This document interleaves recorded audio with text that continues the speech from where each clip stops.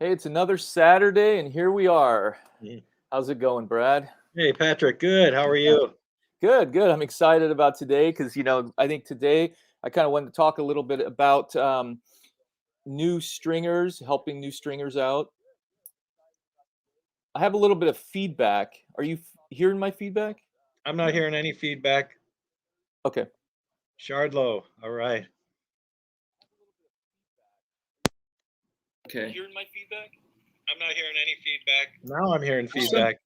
sorry, for some Shardlow, reason, all right. you can go ahead and if you want to start talking, I got a little bit of delay. I'm getting a few second Now I'm delay, and hearing I don't know feedback. why. Yeah, that's interesting. It is quite a bit of feedback here too, so probably everyone can probably hear it. I'm getting a few second delay, and I don't know why. Okay. Yeah, that's interesting. It is quite a bit of feedback here too, so probably everyone can probably. Okay. Oh, you know what? Uh, Do you have another window yeah. open of our broadcast?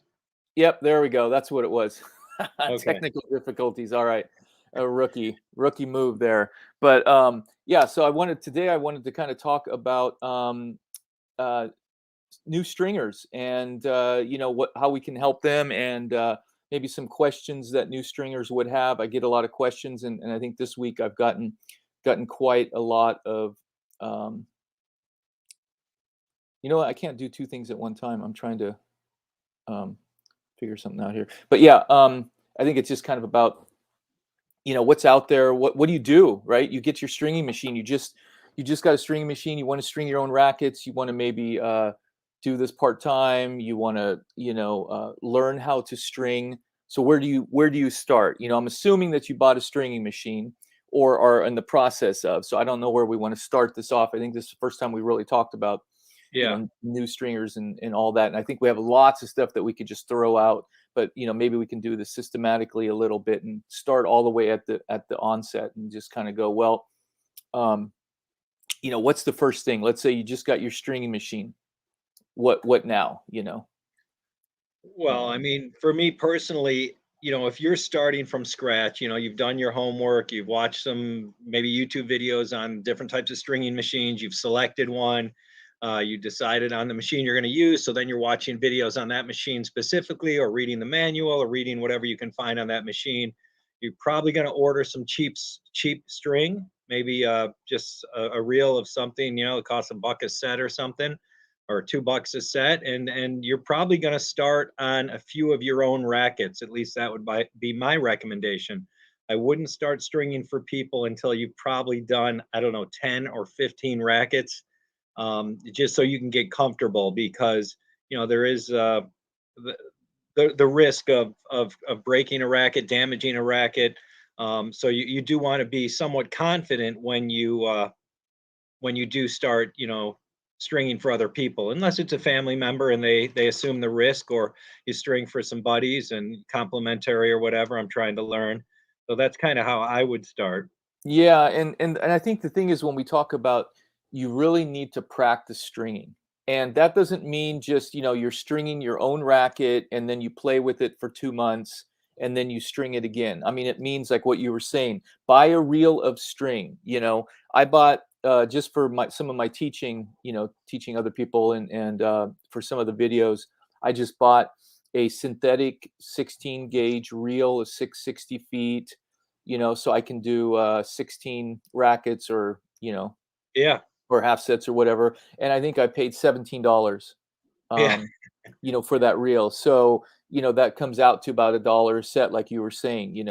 I would also urge you to buy a few sets of cheap strings so that you can practice, with a complete set, and then also a reel where you're going to be measuring and cutting string, because that's all going to be important. Yeah. Measuring the right amount of string. How do you do that? I think my next video is actually going to be on pre-stretch or on measuring string, different ways of doing that.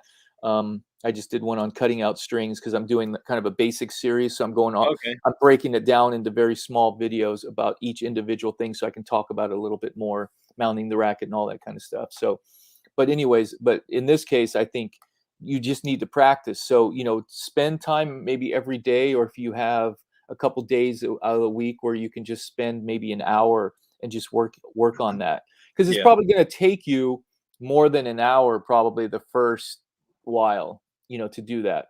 And so the whole idea is to, how do you even know which holes to put the string in, pull it, using, first you have to learn your machine, right? Whatever machine that you got to learn, you got to figure out how it works. If it's a drop weight, if it's a crank machine, or if you even bought a computerized machine, starting out, because you did that. But most stringers are probably going to have a real basic drop weight or a crank out, kind of machine, and learning how to take care of the machine. And usually you get the basic tools when you buy the machine, right? And uh, maybe that's the next place that we could talk about tools. Yeah. Besides your machine and besides the string, the next thing that I would think of is kind of like, okay, let's get the basic tools. So you're going to need something to cut out string in a racket. I don't suggest scissors, because scissors they're more abrasive on they hurt a little bit more when you're cutting, and it's harder to cut. Yeah. Getting cutting shears, or even using the cutting, let me see. I don't have it in front of me. I was going to grab a few of the tools, but yeah, I don't think I have the cutting tool in front of me. Yeah, I guess I didn't come prepared. Well, I've got one of these right in the drawer behind me, so I use this quite a bit for knots and stuff. And right, that one looks kind of big. That one looks kind of big though. And not too big, really. It might just big. be that it's, because of the close up. Yeah. Oh yeah, I see it. Okay, yeah, it was just that you had a close up. Size of a thumbnail. And a lot of people use those the cutters to actually cut the string out. So you're going to need that, and then you're going to need some, usually the needle nose pliers. Yeah, the bent nose pliers. And the reason that you use these is because this really only has one purpose. I mean, the only reason that you're going to use this is sometimes when you're installing, when you're tying off, trying to get the string into the hole. That's what you're going to use this for. But you got to have something like this.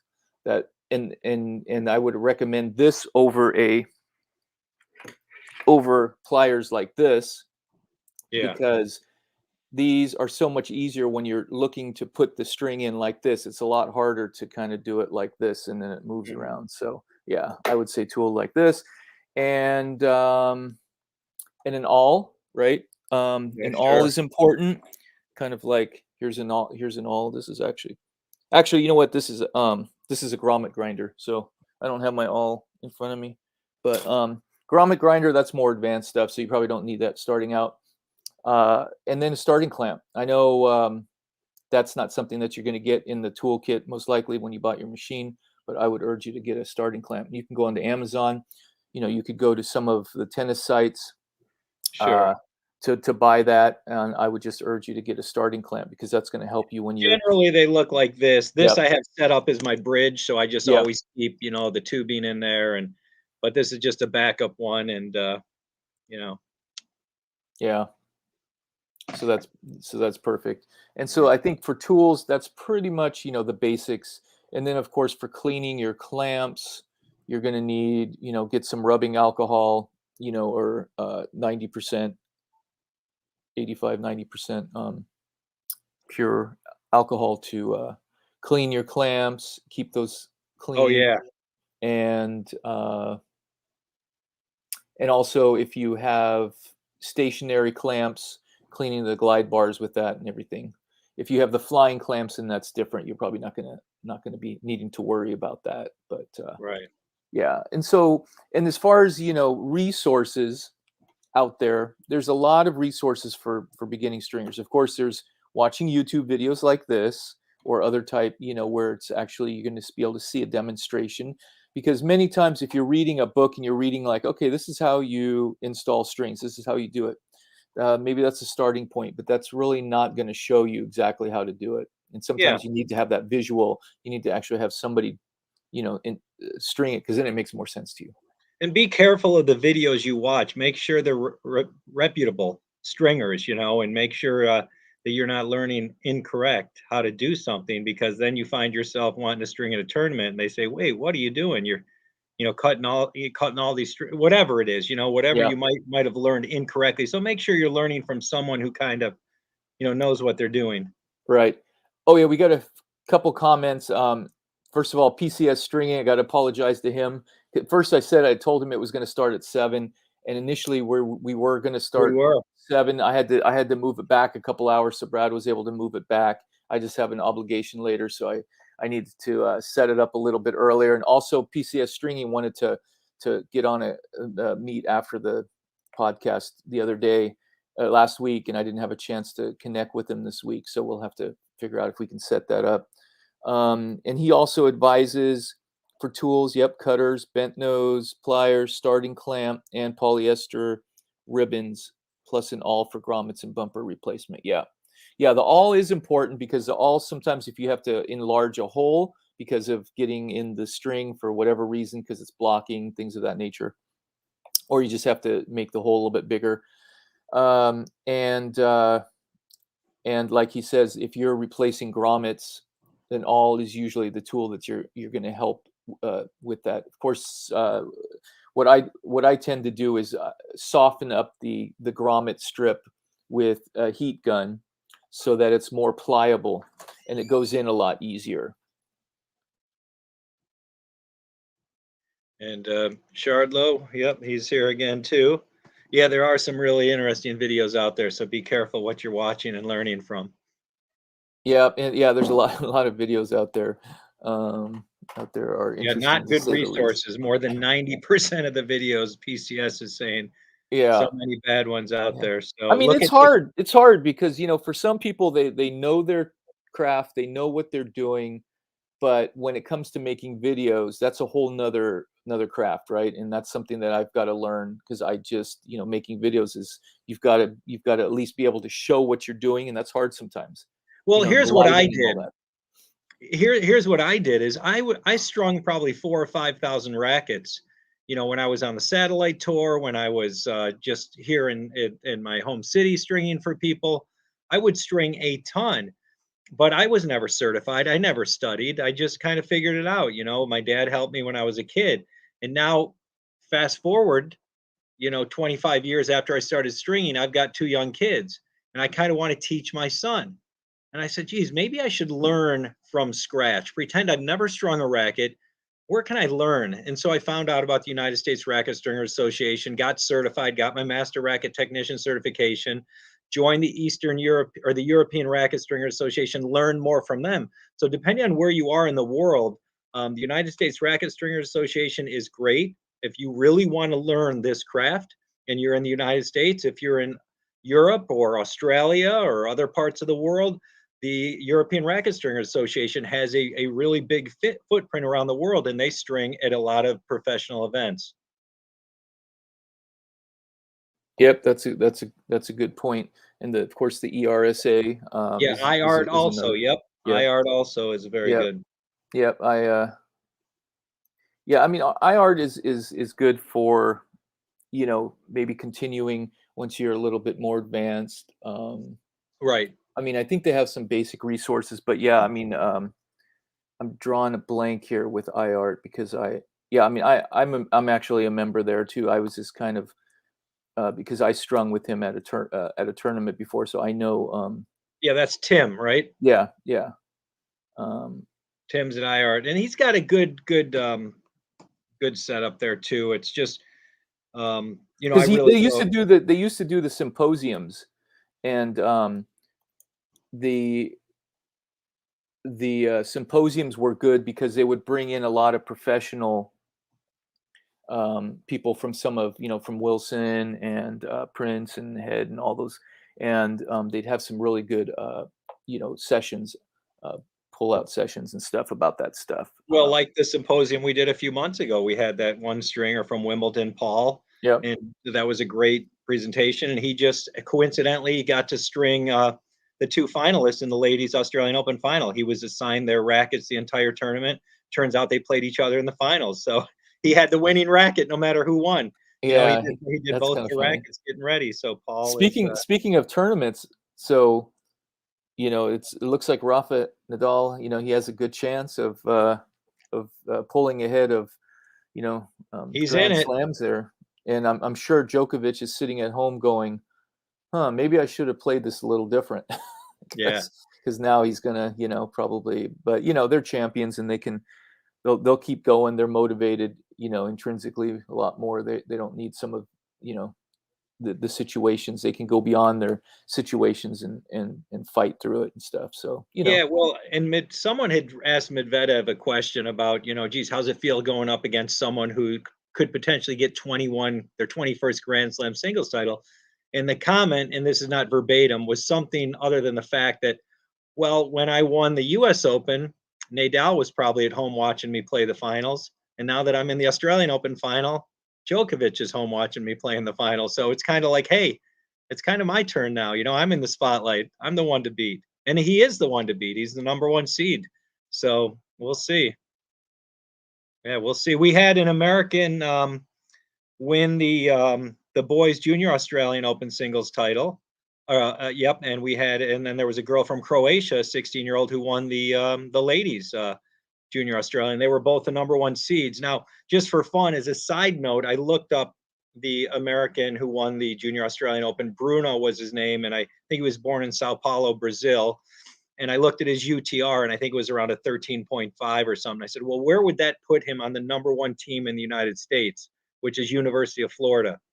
So based on his UTR of 13.5, he would play, I think it was number 3 singles for the University of Florida, based on his UTR, because they have a couple players who are like right around just over 14.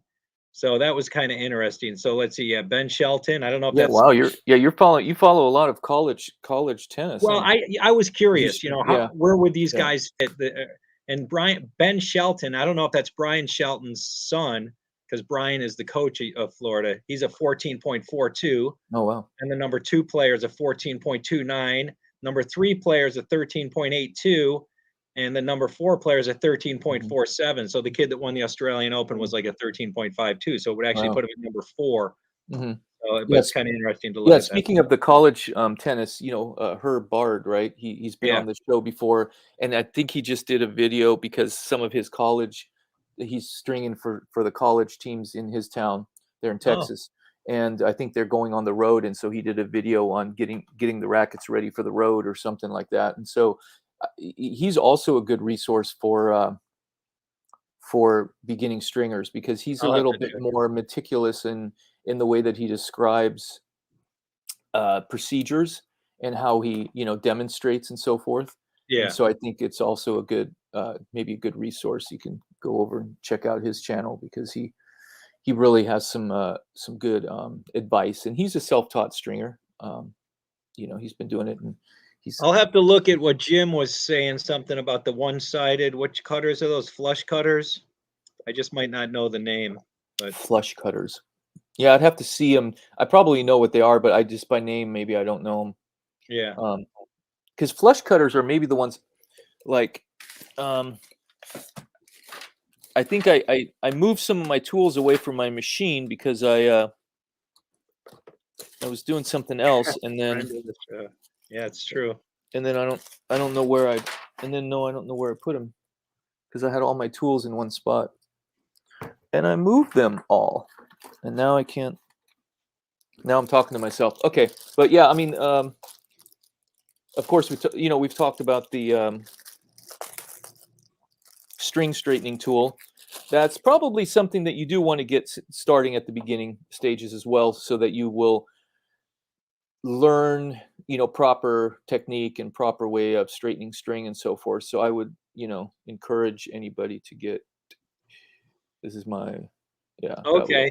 Yeah. so, and it's Yep. just a blunt, it's just a blunt awl is basically what it is. And I've seen people who even make their own, right? They just get a blunt awl and Yeah. or create a blunt awl one way or the other. But yeah, so that's, as far as tools, we kind of got off track a little bit, but let's see. PCS string says I could hold up a pair of flesh cutters, but you can't see them, so laugh out It loud. would be nice Yeah, if we yeah, could. yeah. You know what? I'm gonna probably make a form at the bottom of each video that so if anybody else wants to come on the show, we can invite other people on the show. Then we can just yeah, I'll talk. it'd be us two and then whoever else, and it could be getting some new people on the show and getting some new perspectives, answering new questions. I think that would be fun. Yeah, So maybe asking. I'll make a form where people can fill out, and then we can get back to them and see what um, you know who wants to be on the show. Yeah, But, right. um, all right, so that's tools. We talked a little bit about resources, videos, um, subscriptions. I mean, you talked a little bit about that, but like the USRSA and IART and ERSA, those are all subscription services. Those are good because you want to know about what's happening in the industry. Yeah. And that's pretty much all there's out there, except, the USRSA does have the Racket Stringing magazine, right? The Racket Stringing, it used to be called RSI. the RSI, right? Racket Stringing Industry Magazine. And it comes out monthly, basically. And you can get that for free, actually. You don't need to be a member of the USRSA. If you go to the USRSA website, and Right. you look around, you can get back issues, you can get downloaded issues. If you want to get a hard copy actually delivered on a regular basis, you have to order it. And the ERSA has one also that you can Yeah, get and online. yeah, the Pro Stringers one, which is good too, because then you can kind of see what's happening over in Europe, and what kind of strings are they promoting. Because the one thing about the USRSA is they seem to be kind of biased towards a few companies. I don't know what their connection is, if it's direct or indirect, but you always see stuff with Gamma, and it's just very limited in what so Yeah. but it does have good information as far as the industry, kind of knowing what's happening, what companies are doing, who's being sponsored by what sometimes. And so it's a good read. It has tips and things in there. Um Yeah. and yeah, I was I was in there one time back probably 10 years ago. I think it was just because of the US Open, because that was like the 2008 Open was when the Wilson machines were being used for the first time. And it was just kind of a Oh, story right. about the US Open stringers and stuff. But anyhow, so yeah, those are some resources that I think are valuable. But I think the whole thing is just practicing, making mistakes. You're going to make mistakes. You're going to like just weaving is hard at first, It not sure is. misweaving. But you've got to get the feel for it. So you just got to practice. And then the knots, your knots are going to be horrible.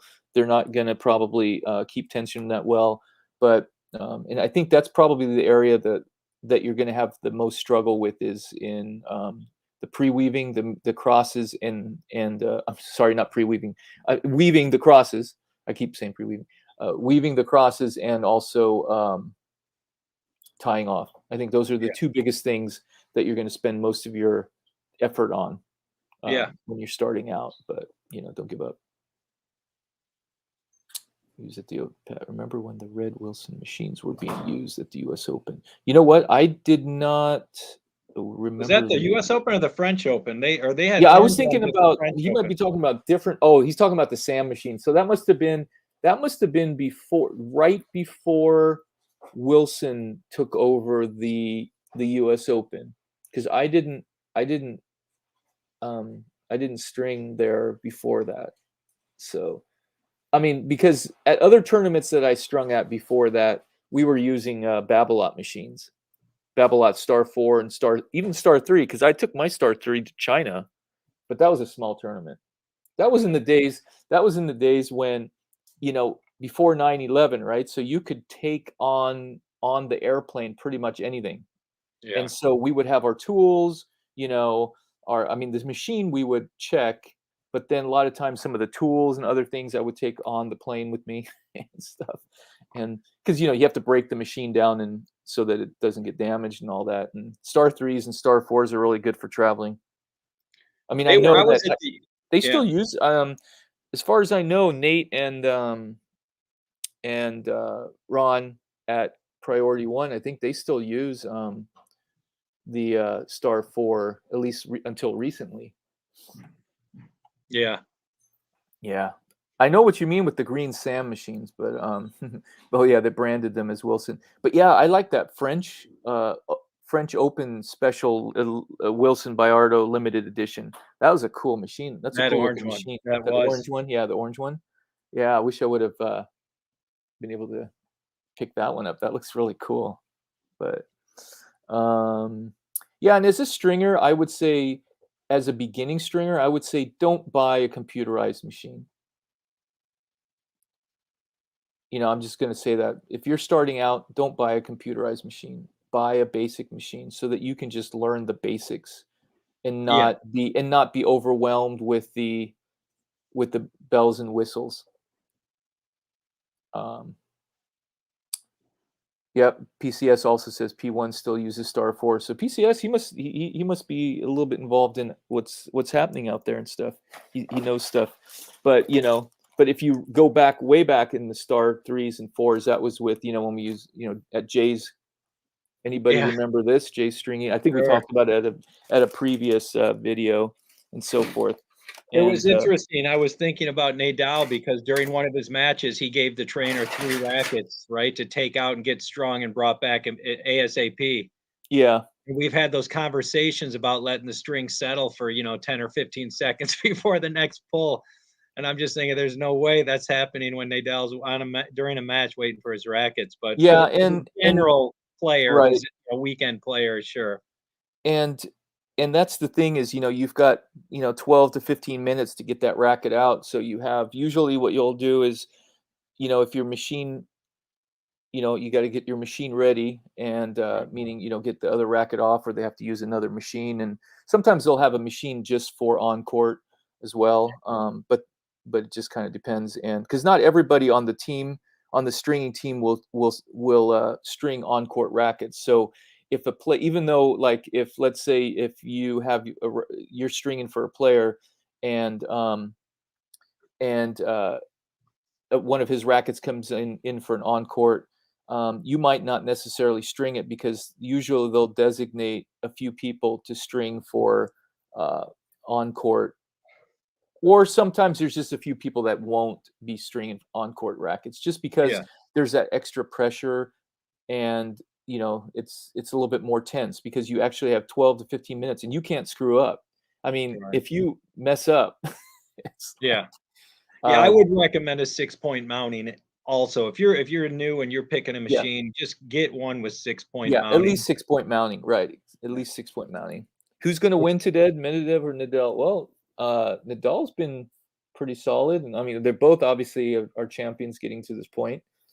I'm Adam gonna Weishead, I yeah, you know what? That's true. Jim, did you already mention anything about that? No, but Jim was saying about adding a Weishead. Yeah, I mean, that's a good point, because you can start off in a basic machine, and then later you can upgrade it to the computerized machine, and those Weisheads are pretty decent, and $500, $600, right? yep, $600, and that'll keep, that's like a major upgrade, and it, uh, yeah, I would definitely suggest that. But yeah, the 6-point mounting is pretty important. I'm surprised that there's a few higher end machines that don't even have that.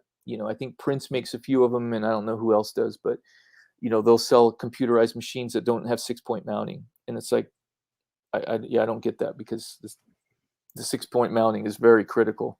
Yeah. PCS made a comment about Jay's bag, which I still have too, and I was showing Patrick the other day, and I actually framed this bag. This is Oh one of the yeah, that's bags right, you did. Yeah, when I yours looks was really good, right? Yeah, yours when looks I was good. with Venus and Serena. I was working for Mm. them in Yeah, and you '99. got the sticker on there. Yeah. So this is the sticker, but it said RJT, and I'm like, or Uh-huh. RJY. And so I emailed Ron Yu, who strings there now, Right. P1, and would this have been you? And he wrote back, he said, yep, that was me. So Yeah. this was in the year 2000, I think it was.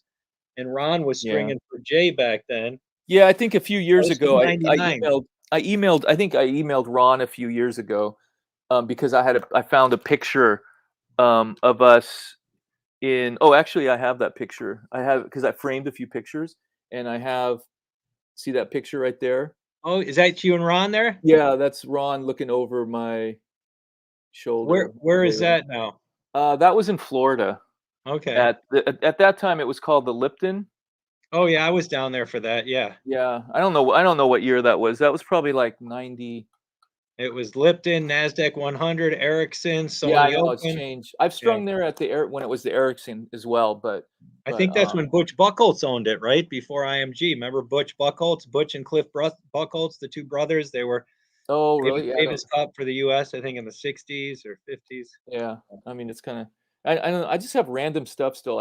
Here's a Star 4 manual, Oh, the actual manual. wow.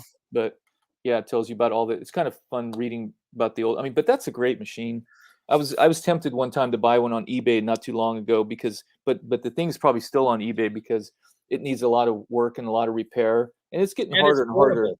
Yeah, it's harder and harder to get parts for that because you got to get basically the motherboard and you have to get some other parts, and it's just Yeah, when somebody's already asking $2,000 for it, not working right, yeah. that's kind of, tough. But we kind of got off tangent here, but yeah, we've been going like 30 minutes now. And really, I think the whole thing is to keep new stringers motivated. You're going to make a lot of mistakes at first. You're going to, yeah, there's no support for Star 4. Yeah, not anymore, which is kind of unfortunate. But I think I think Head or Dunlop is making a machine, or has made one, which is a tabletop that's pretty decent, and it's light and it's made for traveling. But what was I talking about? Yeah, if you don't have a brake on that machine, you can't do a bridge. There's Yeah, certain things you really need a brake. Yeah, make sure if you buy yeah. a used I machine, mean, it's got a brake. and another thing I was using brakes for years ago were for those Prince rackets, the O Oh, you racket. need those, the O port, Yeah, yeah. but I don't know how many O ports really you're going to be doing these days. But I string a couple. This do you? year, last year, I strung a Yeah, few. you definitely need a good brake for those because you're unless you have to use your shoulder, you could use your shoulder and Oh, kind of what a nudge it on the pain in racket. the butt. You could do it, but how annoying would that be? Oh yeah, I know, I Elbow know. this and pull Yeah, this and yeah, yeah. yeah. It's kind of a pain, but yeah, I Yeah, would say for new stringers, just find a couple good resources and bookmark those on YouTube, and um, find a yeah, resource like the USRSA or another resource where you can get information. I mean, most of the websites you can get the stringing patterns of rackets. right. String a racket that doesn't have any broken grommets and everything like that. Starting out, and then once you have strung a little bit, then try to string some new rackets, ones that have never been strung, so that you can kind of learn, the technique, understanding, like, figuring out, okay, which hole is actually for the mains, which one's for the crosses, and practice, stringing without looking at the pattern and all that.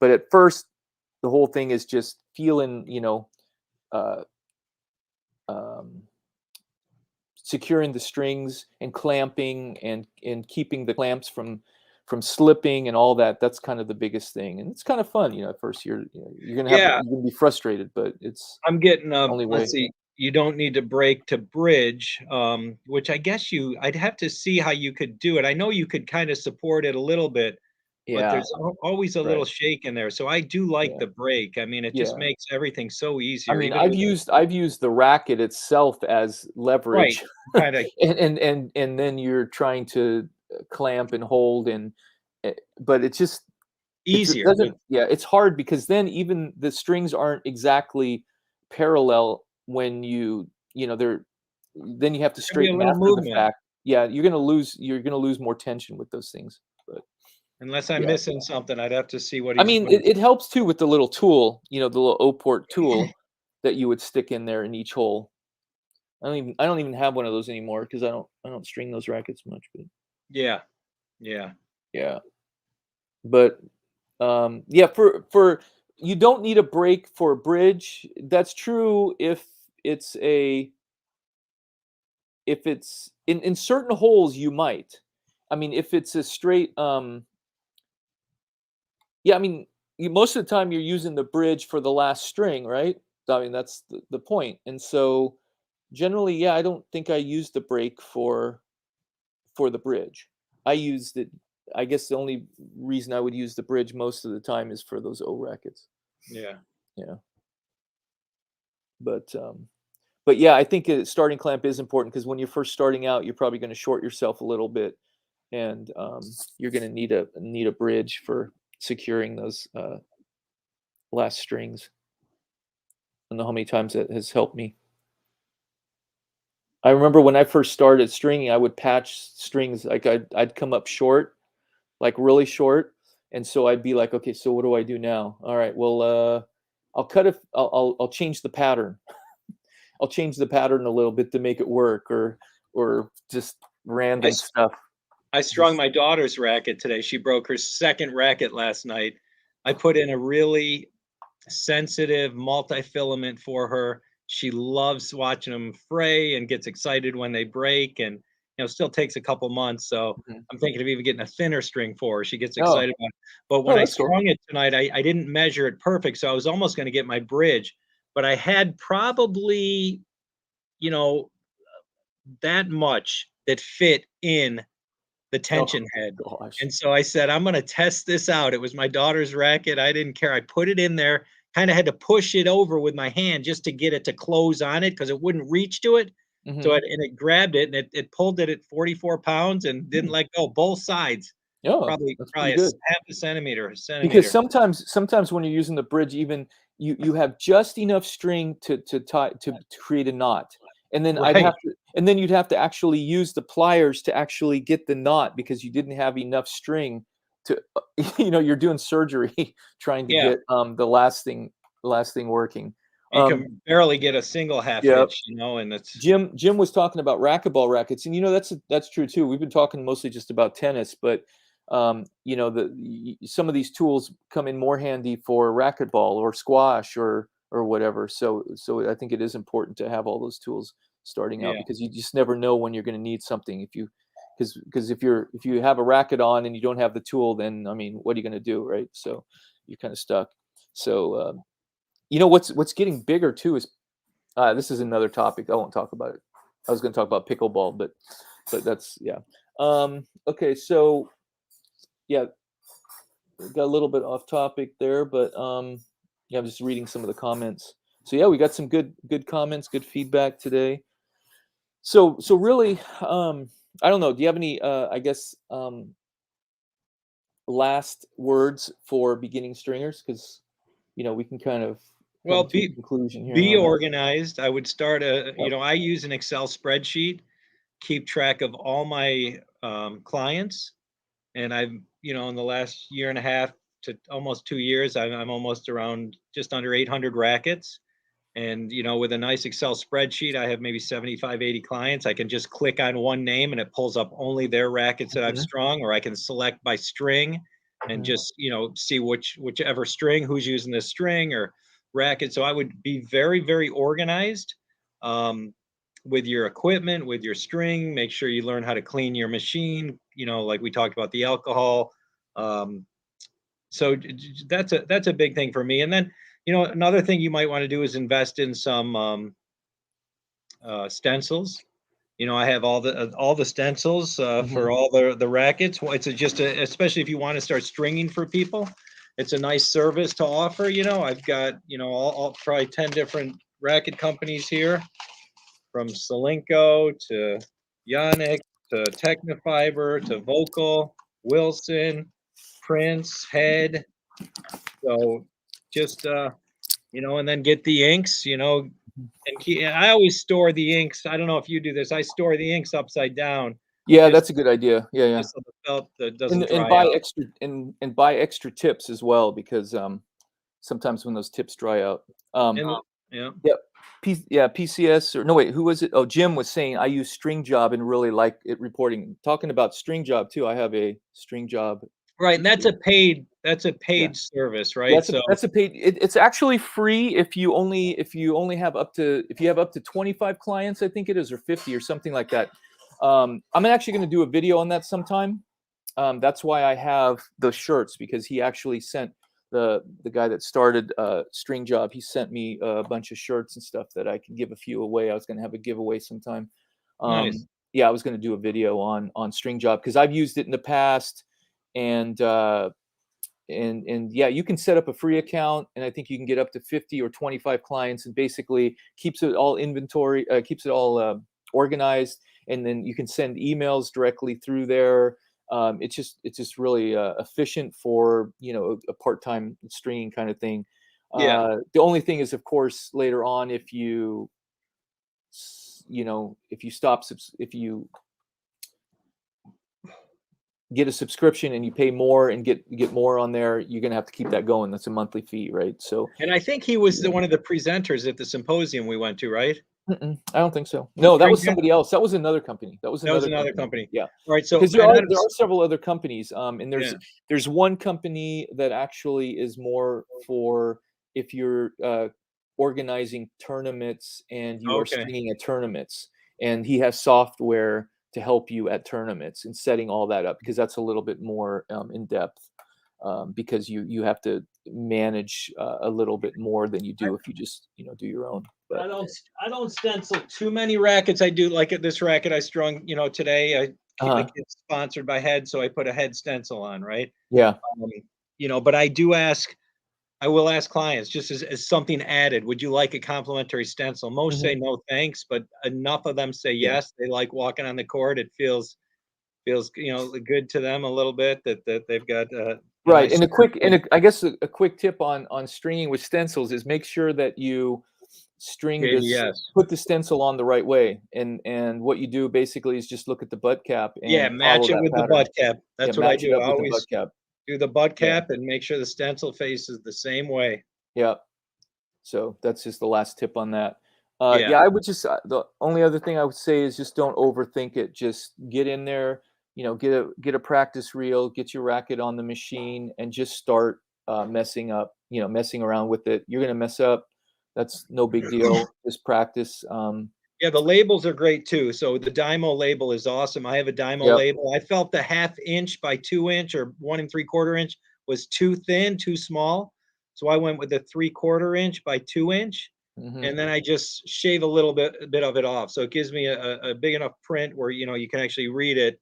And I don't use the full thing. I just shave a little bit off the top. But to me, that works better than the 1/2 inch by, I think it was I might have been 1 7/8 inch by a 1/2 inch. But Yeah. yeah, Dymo does a great job. Yeah, those are good. So I guess we could end it with I got a little story. It's kind of a funny story because hold on, let me get this. So Yeah, a couple months. JBS did the RSA.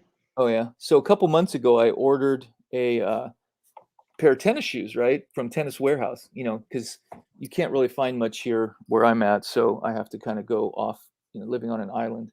So I ordered from Tennis Warehouse, and so it was back ordered, and I was figuring it was going to come way before Christmas, and never did, right? And so I finally got the order. They said a couple days ago or about a week ago, that they finally shipped my shoes, right?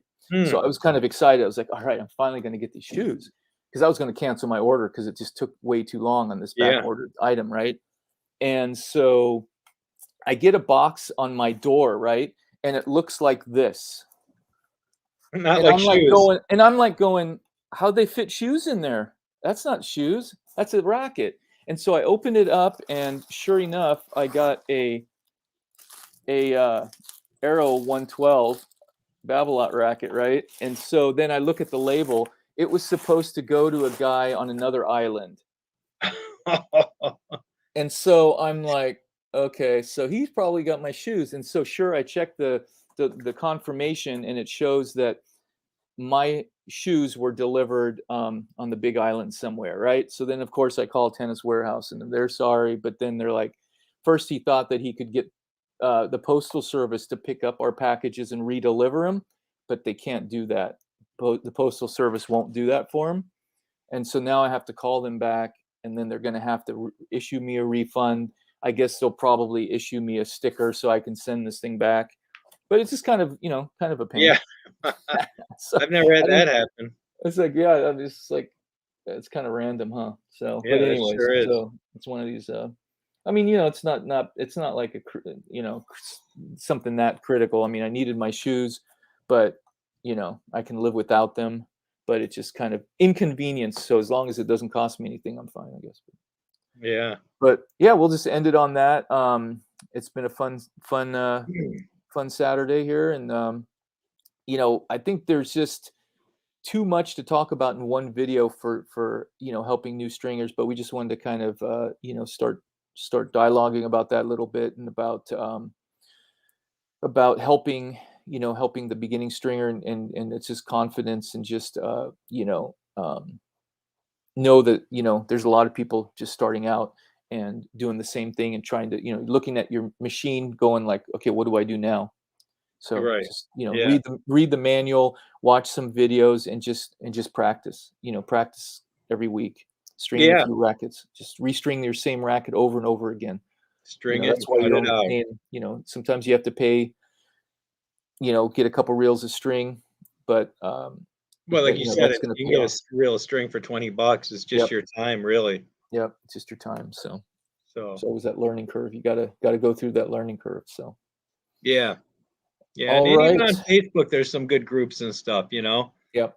Like, I've connected with Shardlow on, Facebook, and you're not on Facebook as much. No, not too much, but yeah, I joined some of the tennis stringing groups that are on there, just to kind of see Yeah, what's going on. So PCS, Pat, mhm. Will Do, oh, look me up on Facebook, Will Do. PCS stringing will do. Okay, hey Pat, we are going to be able to Zoom after the stream is over. Oh, PCS. Yeah, I've got. Let's see, it's 12:40. It's one. You know what? I've only got about 15, 20 minutes though. So I don't know if he wants to Zoom or not. Um, By the way, you were doing some teaching. Didn't you have a client from Asia who was doing some, services, from your stringing? yeah, yep, How'd that yep. go? Yeah, that went pretty well. I think he was kind of fine tuning some things. He'd been stringing for some time. He'd upgraded some things, and he just wanted some tips and help on some fine tuning. So we just really worked together that 1 month, because Gotcha. he was just really needing to fine tune some of his stuff, and I think that worked out for him. And yeah, I probably should reach back out to him, see how he's doing on that. Tonight's could be a potentially a historic night. Nadal passing Federer and Djokovic possibly, which is wild. I remember when Nadal was he 15 or he was probably 17 when he beat Federer in Miami on hardcore when Federer was number one in the world Mhm. out of the blue, right? And here he is to possibly get number 21. Although I do feel Medvedev's a favorite, and I do feel Medvedev will win. Although I'm a huge Nadal fan, I do like him, and I Mhm. really do hope Nadal wins. Maybe it's my way of setting myself up so I'm not disappointed. I'm just figuring Yeah. Medvedev's going to win, but who knows? Yeah, yeah. I don't know. It should be fun. I've been watching a lot of the matches just by you can watch them on YouTube, but it's only the points. So because I don't know, Right. people make the videos or whatever, and so you can watch a 2.5 hour, 3 hour match in about 15 minutes. Yeah. So you can, I mean, it's not the same effect because you don't get all the talking, all the stuff, all the in between. But if you Right. just want to find out, how the hitting Totally. went, and where who was dominating and what the points were like, and that kind of stuff, I've been watching some of that, just to kind of catch up to speed on some of that. And I think I was also watching, they gave awards to the top one boy and girl ball kids at the Oh, neat. Australian Open, and Yeah, they that was they honored nice. them in the stadium, and all that, and gave them a trophy, got some pictures with the players or whatever. So that's kind of cool, because they use about 300 to 400 ball kids for a tournament like that, Yeah. and that's a lot of work for those kids. And they don't get paid or anything, it's just for fun. Um but it's kind of cool, to be recognized for that. And I was explaining that to my kids, because they didn't really understand, because they're not that big of they're not that big into watching tennis or whatever. So I was explaining about that little bit more about that and Yeah. stuff. So it was kind Yeah, of my it was kind kids of too, cool. they don't watch a lot of it, and so Yeah. I try to just give them the highlights and stuff. Yeah. Actually, PCS is in your part of the neighborhood. Um, Where's PCS he's located? he's in New York too, or he's in your time zone. So Oh, no kidding. yeah, somewhere near. So I guess yeah, he sent me a link for Zoom. So I'm just going to get on with him for a few minutes, Yep. and so but yeah, we'll set that up so we can get some guests. If anybody wants to be a guest, they can always email me, and we can get that set up. So oh, Okay, yeah, he's in Pennsylvania. Pennsylvania. Okay, he's in Pennsylvania. All right, Brad. So have a good week, and we'll talk Yes. to you next week then. Bye, everybody. Thanks for, good seeing all the comments again, familiar faces. PCS is in Pennsylvania, yep.